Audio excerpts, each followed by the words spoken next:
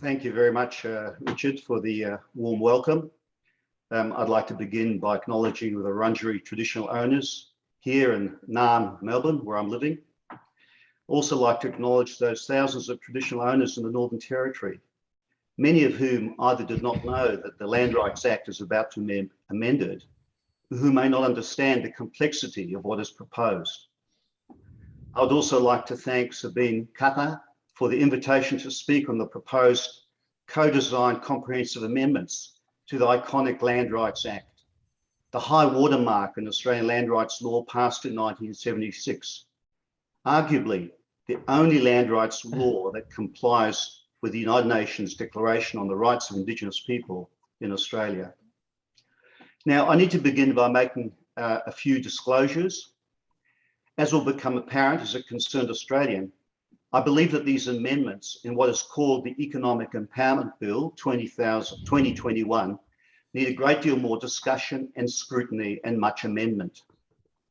I do need to acknowledge, though, that some of the current proposals arise from recommendations that I made in 1984 when reviewing the Aboriginals Benefit Account for the then Minister for Aboriginal Affairs, Clyde Holding. I also want to note that even though an academic, I've worked as a consultant or expert witness for the Northern Land Council, the Central Land Council, Northern Territory Government, and the Commonwealth, and a number of Indigenous organisations over the years. I'm a director of Original Power and the Garagut Gundji Trust, two not-for-profits that work in the Northern Territory. And I'm the chair of the research committee of the Australia Institute that also undertakes research in the Northern Territory. I say all this to make it clear that what I'm saying this evening, much of which will go into my submission to the Senate inquiry into this amendment bill and is already in the public domain, is my opinion alone. And just at the outset, I should also say something about the title, Land Rights at Risk Again, Evaluations of the Economic Empowerment Bill.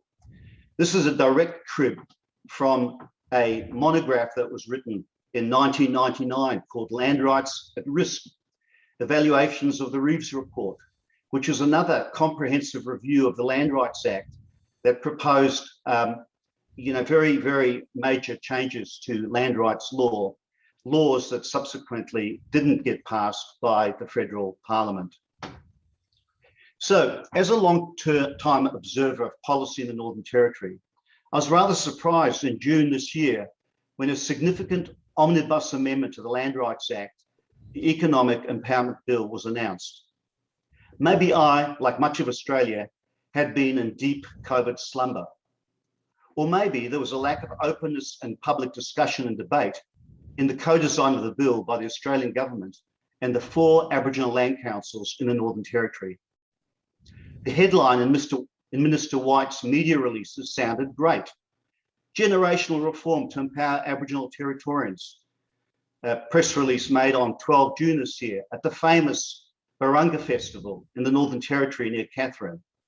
The release stated, the Morrison-McCormack government, as it was then, has co-designed with the Northern Territory Land Councils a package of generational reforms to activate the potential of Indigenous land in the Northern Territory.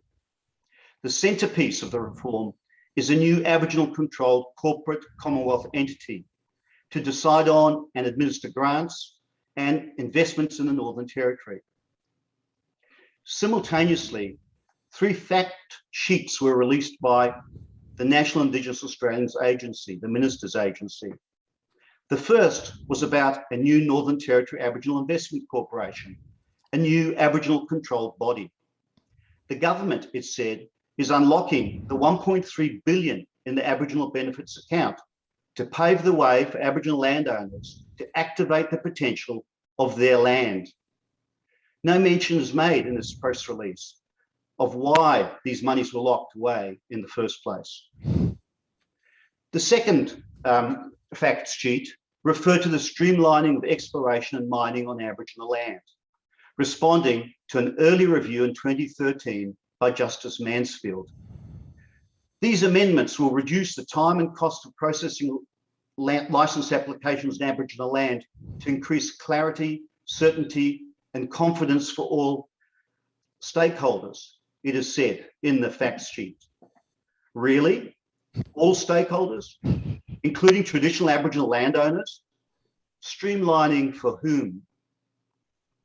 The third fact sheet was about strengthening land administration and local control. Apparently, and I quote, Northern Territory traditional owners through their land councils asked for these reforms to modernise and support contemporary Aboriginal economic, cultural and social aspirations. Have controls been weak? And has local control been lacking? If the bill is about such diverse aspirations, why is it called the Economic Empowerment Bill and not the Economic, Social and Cultural Empowerment Bill? Subsequently, there was silence for 2 months. One suspects the bill was being drafted.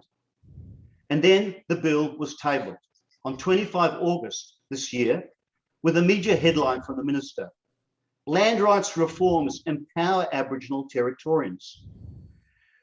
These reforms were identified as the most comprehensive set of reforms of the land rights era since 1976, since the Land Rights Act enactment, the most comprehensive reforms in 45 years. And from the Northern Land Council, one of the 4 land councils involved in co-design, the following: the Northern Land Council welcomes historic reforms to the Land Rights Act. This historic bill represents years of effort by Northern Territory land councils working with the Commonwealth Government on the most significant set of reforms since the Land Rights Act came into effect in 1976. And from the chairman, Mr. Samuel Bush-Blanazi, I quote, the creation of the NT, the Northern Territory Investment, the Northern Territory Indigenous Aboriginal Corporation, is the centrepiece of the reforms. This will create opportunities for investment and joint ventures in Aboriginal businesses and enterprise, and large-scale strategic investments that have never been possible before. End of quote. And from the Shadow Attorney General, Mark Dreyfus, on the 2nd of September in Parliament, in his second reading speech, assurances that Labor will always back effective measures to support the economic empowerment of Indigenous Australians, and slightly hesitant conviction that the government has consulted on the design of the bill with First Nations people who will be affected by the measures, in particular, and perhaps only, and these are my words, with the 4 land councils of the Northern Territory. Now, the problem with these massive omnibus amendment bills, this one runs to 82 pages, almost twice the length of the original Land Rights Act in 1976, is that the devil is in the detail. And that detail is extremely hard to follow, as it is tacked onto an act that is already 395 pages long. I've tried to understand what is proposed, and that is what I will share with you all this evening. The Parliamentary Library is also making such an attempt in a Bills Digest yet to be released. Others have focused here and there on bits of the Amendment Act. But it is all very hard, especially when there's such opacity on what has occurred in the negotiations between the government and the land councils, and what trade-offs deals have been done to create this new economically empowering policy. What has been surprising is that a bill that will fundamentally alter the Land Rights Act has been promoted very unusually by a coalition of land councils and a coalition government that, as a default position, has always looked to dilute land rights and the power of land councils, at least since 1996, and the great John Howard-inspired turn in Indigenous policy away from self-determination. This extraordinary rapprochement between the government and the land councils just makes me and Concerned Australia want to explore things in a little more detail. Surprisingly, the ALP is right behind the bill. It is made very clear in the second reading debate on 18 October, just last Monday. And the ALP has been very resistant to any potential for a Senate inquiry. Indeed, after concerted representations, concerned Australians were assured that the bill would not go to a Senate inquiry. In Parliament, in the second reading debate, Adam Bant, the leader of the Greens, was derided for raising concerns about the bill. But the Greens, and especially Senator Lydia Thorpe, have persisted.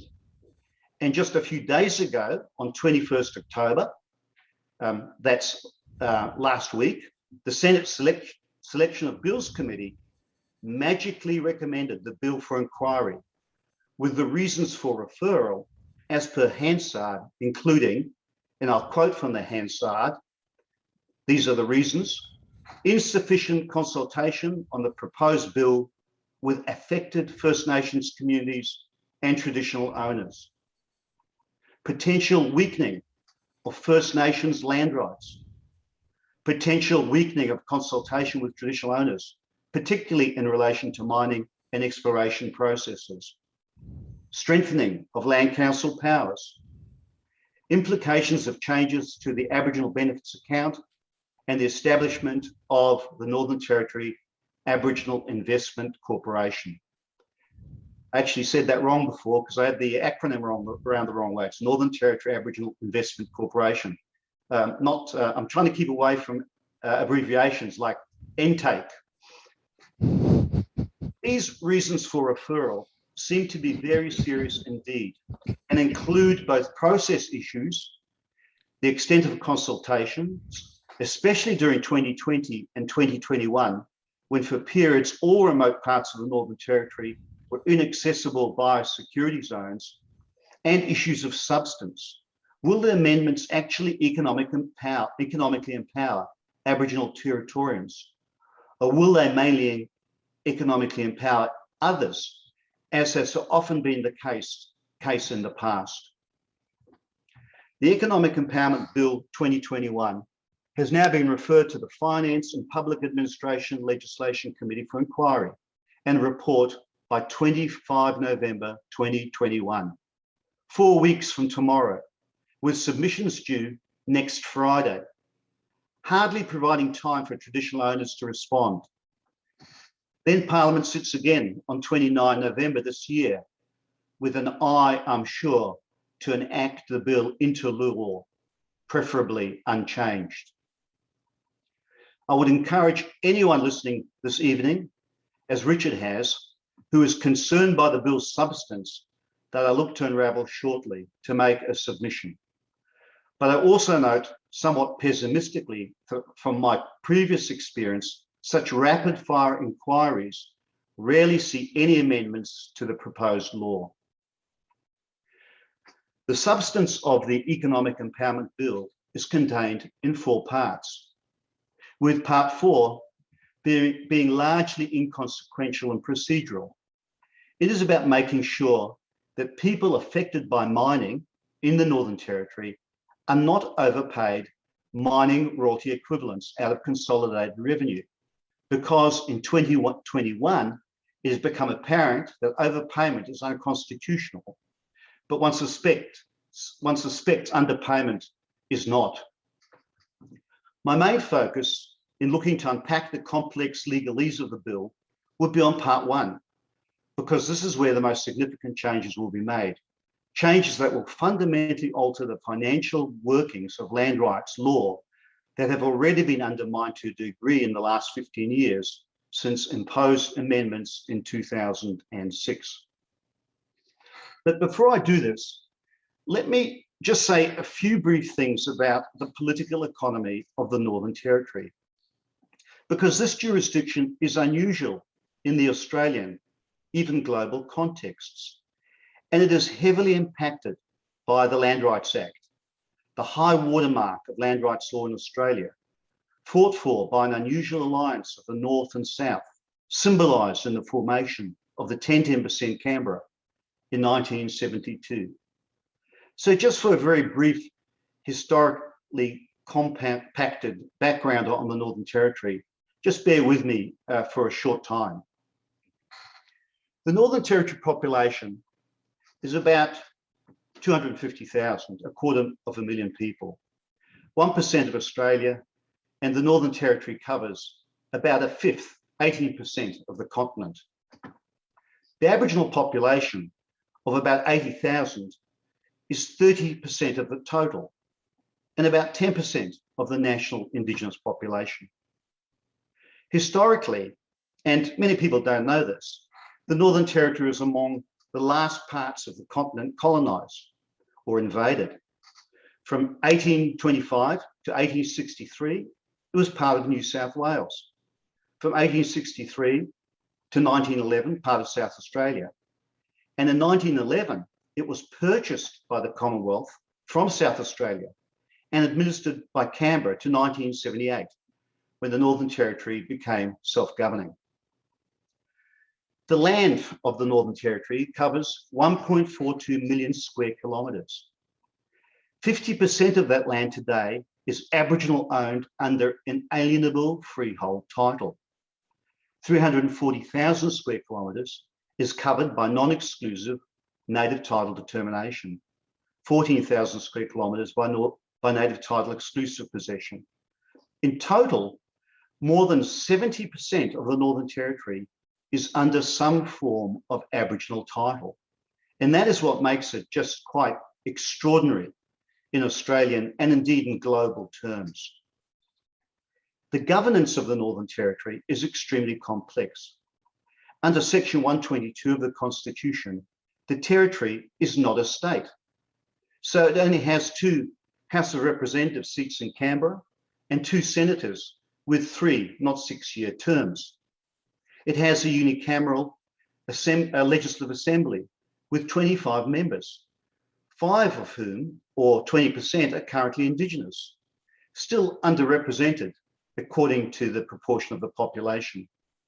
It has 9 regional councils, 63 local authorities, 72 remote Indigenous communities, 560 outstations or homelands, mainly serviced by numerous incorporated Aboriginal organisations, and 4 land councils that have statutory roles in managing Aboriginal lands, over 50% of the territory. The economy is highly dependent on the rest of Australia. 1% of the national population gets about 5% of the nation's GST revenue. And the economy is highly concentrated, made up mainly of mining, public services, defence and tourism. Most of the mining by value currently occurs on Aboriginal owned land. But as some mines close, there's a big push to open up Aboriginal lands to more extraction, like the shale gas fracking in the Beetaloo Basin. And most of the tourism is to iconic destinations like Uluru and Kakadu, Aboriginal owned places. Given my current interest in the North is conservation, I also note that there are currently 50 Indigenous protected areas in the Northern Territory, covering 260,000 square kilometres, which alongside Kakadu and Uluru means that 20%, a fifth of the Australian National Reserve System, is made up of Aboriginal owned land in the Northern Territory. Landowners in the North are caring for their country. The Northern Territory economy and society are deeply divided spatially and socioeconomically. Most Indigenous people live on remote Aboriginal land. Most non-Indigenous people live in Darwin and Alice Springs. More than half Aboriginal people in remote and very remote parts of the Northern Territory live under the poverty line. They're extraordinarily poor and are hugely dependent on welfare support. In terms of closing the gap, the latest figures from the dashboard set up to monitor disparities under the recent national agreement indicates an employment disparity of just on 50%. 85% of non-Indigenous adults in the Northern Territory are employed, compared to 35% of Indigenous adults. There are many reasons for such disparities, but Aboriginal people in the Northern Territory are truly land rich and yet very poor. This is part of what's driving the quest for economic empowerment. Unfortunately, and this has to be said, the same political party that is driving this reform agenda is also the party that gave Aboriginal people in Northern Territory the very disempowering Northern Territory Emergency Response Intervention in 2007 and gave Aboriginal jobless and remote communities the Community Development Program, draconian work for the dole that some Aboriginal people refer to as slavery, that has levied 750,000 no job, no pay penalties on the poorest Indigenous Australians, most living in the Northern Territory. Now let me get back to the Economic Empowerment Bill after that short interlude. The Land Rights Act is unusually powerful law that has seen 50% of the Northern Territory, about 700,000 square kilometres, this is vast acreage, returned as an alienable communal freehold title to land trusts, managed by land councils on the instruction of traditional owners. It is the only land rights law in Australia that provides landowners a right of veto, a free, prior and informed consent right, at least at the exploration stage since 1987. It is also law established with an unusual financial architecture that is complicated and poorly understood. To simplify considerably, to in part accommodate historical precedent, all mining royalties raised on Aboriginal land were to be returned to Aboriginal interests and divided according to a formula recommended by Mr. Justice Woodward in the Aboriginal Land Rights Commission in 1974, a split 30-40-30. 30% to areas affected by mining, 40% to run land councils, relatively independent of government, and 30% to provide grants to afford the benefit of Aboriginal people in the Northern Territory, those who may not have land rights, or who may not be blessed with an income generating mine on their land. Traditional owners could also negotiate more payments and agreements, but that is another complication. These royalties were paid in part as compensation because Justice Woodward did not recommend that Aboriginal landowners be granted mineral rights. Instead, these were bequeathed to the new Northern Territory government in 1978. So since then, it is the equivalence of these royalties that have been paid to a new institution called the Aboriginals Benefit Account, or ABA. Since 1978, just on $4 billion of mining royalty equivalents have been paid to the ABA, and it has earned another $400 million in interest and other income. And payments of $1.2 billion have been made to areas affected as compensation.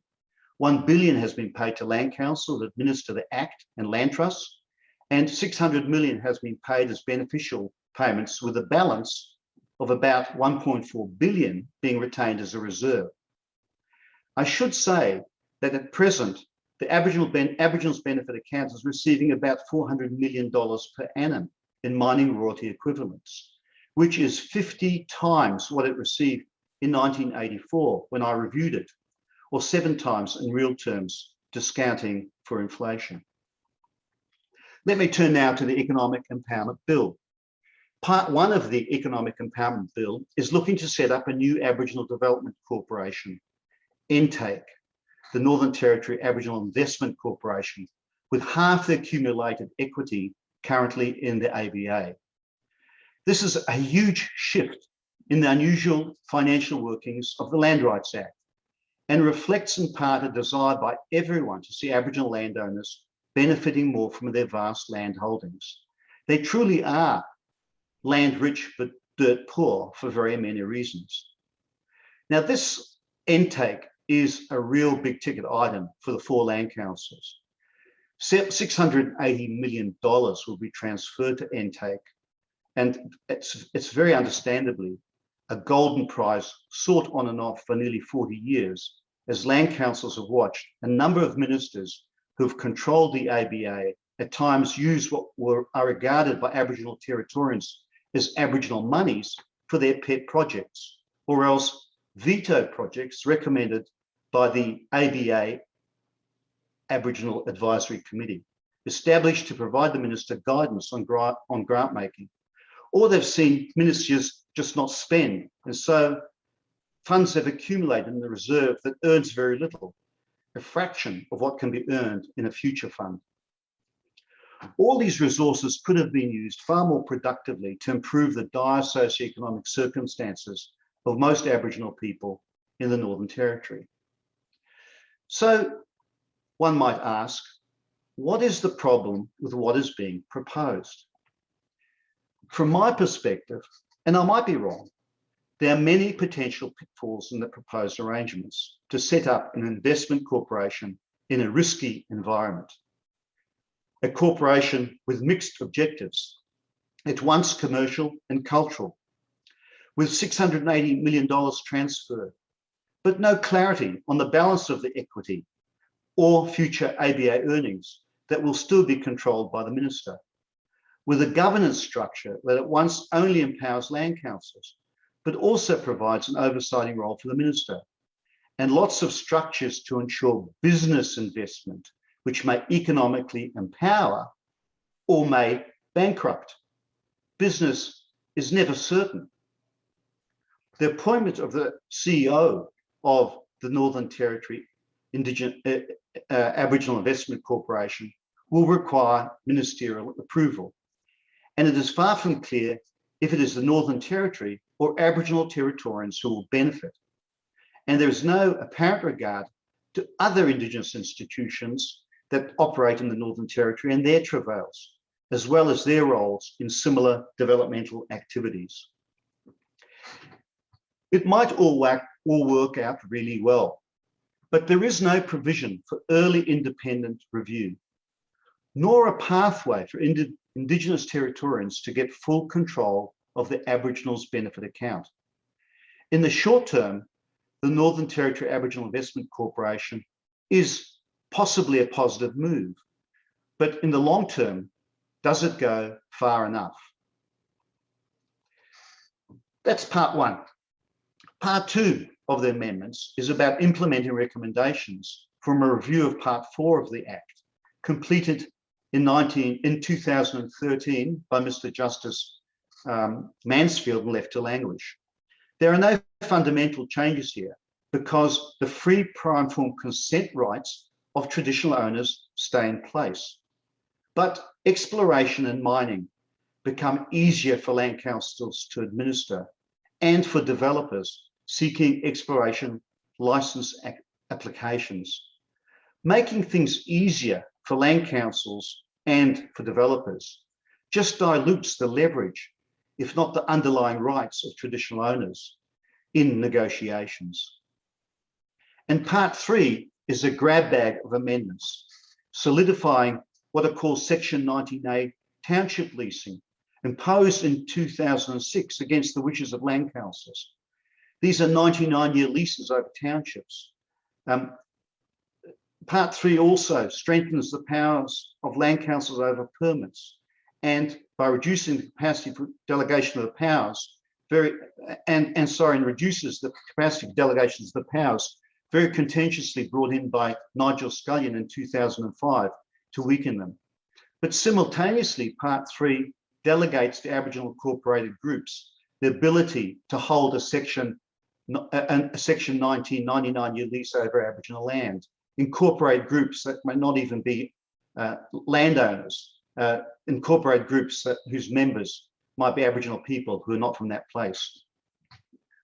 Now, in raising these concerns about the Economic Empowerment Bill, I might be called a naysayer, unwilling to trust the land councils to look after the interests of what are their constituents.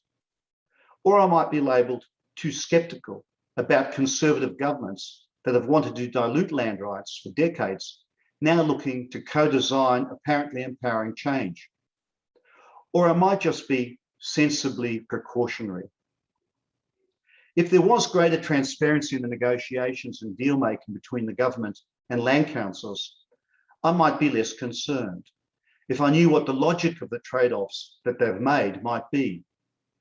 I can certainly see the land councils becoming more powerful. I can see them sharing a vision to develop the North like the government. But such past projects, mainly based on extraction from Aboriginal land, have rarely benefited traditional owners, as the statistics are presented on economic disparity and poverty show. I would be more comfortable if I did not feel that the rights and interests of landholders might be diminished, at once to suit developers looking to access Aboriginal-owned land and to weaken leverage in negotiations provided by the right of veto and the right to delay development. I would be a lot more comfortable if I did not see Aboriginal townships potentially controlled by people who are not traditional owners to suit the agenda of a government that has believed for decades that townships need to be privatised for development purposes and to deliver privately funded and owned housing that so far have not eventuated. And this is, a reform of land rights that has cost the ABA, the Aboriginals Benefit Account, tens of millions of dollars. I also want to see the unjustified and arguably racist mining withholding tax that I've not mentioned so far, that is levied on mining royalty equivalents and costing Aboriginal people millions of dollars since 1979, when introduced by then Treasurer John Howard, abolished. And I want to see the Aboriginals Benefit Account's equity better invested in a future fund. In the last financial year, in 2020-21, it earned just $10 million on equity of over $1 billion. And if you do the maths, that's about 1%. Having observed land rights in the Northern Territory for over 50 years, now I'm concerned that these amendments have not been thought through enough. They seem very risky, maybe even reckless. In looking for due process and a Senate inquiry, I had hoped that the Economic Empowerment Bill might get thorough scrutiny. But I cannot see how this will happen with such a rapid inquiry that almost seems symbolic. Surely the most comprehensive set of reforms of the Aboriginal Land Rights Acts since 1976 deserves the most comprehensive scrutiny, especially by Aboriginal people in the Northern Territory, especially by traditional owners. I have a dozen or so recommendations that I'll make to the Senate inquiry. I could make many more. I actually think that as the land claims process has almost ended, the wonderful work of the Land Rights Act in successfully claiming land for Aboriginal people is over. The Land Rights Act might need some form of independent review by an eminent person, as was the case with the original Act 7 years on by Justice John Toohey, and as were the 2006 amendments 5 years on by Justice John Mansfield. Why are land councils, as statutory authorities controlled by the government, funded from mining royalty equivalents, from Aboriginal monies? Are land councils getting too close to the government? Is it mere coincidence that as this co-design process was underway, Minister Wyatt was rapidly increasing land council budgets out of the Aboriginals Benefit Account? How can we be assured that land councils remain accountable to traditional owners, especially over the massive jurisdictions overseen by the Northern and Central Lands Councils? What is the future income stream of the Aboriginals Benefit Account? There's so many unanswered questions. So I'm going to stop now, and I have got my recommendations here. I won't go through them. I will be submitting them to the Senate inquiry next week, but I just will bookend what I think are the really crucial amendments that I would like to see in the bill. I would like to see assurance that the Northern Territory Aboriginal Investment Corporation is independently reviewed by an eminent person 3 years after its establishment. Indeed, as I just said, I wonder if the whole of the Aboriginal Land Rights Act post the claims process needs review, especially its financial provisions. And going to my last recommendation, I would like to see legislation for an Aboriginals Benefit Account futures fund to ensure that the poorest Australians are provided the best returns on their sovereign wealth fund. In 2020-21, as I said, they earned less than 1% on equity because of Public Governance, Performance and Accountability Act limitations imposed by the Australian government on them. So thank you very much.